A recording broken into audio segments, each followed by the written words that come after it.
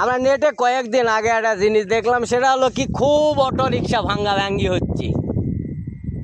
উচিত তারকে জন্যে একটা কর্মস্থল করে দেয়া, কিন্তু তারকে অটো ভেঙে দিচ্ছে। অনেকে গ্রাম থেকে যায় ওই রিক্সা টিক্সা চালায়, সেখানে ভেঙে দিচ্ছে, তারকে তো ক্ষতি হচ্ছেই।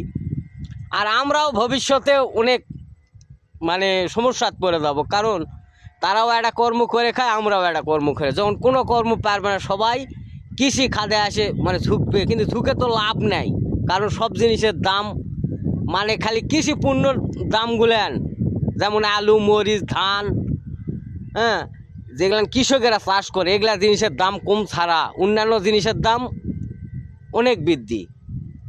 আর এতে তারাও লাভ করা পারবে না, এতে চোর বাটপার ছিনতাই বেশি হয়ে যাবে। তাই যেটা আপনারা বন্ধ করবেন, সেটার কর্ম কিভাবে দেওয়া যায় সেই চিন্তাধারা করে বন্ধ করেন।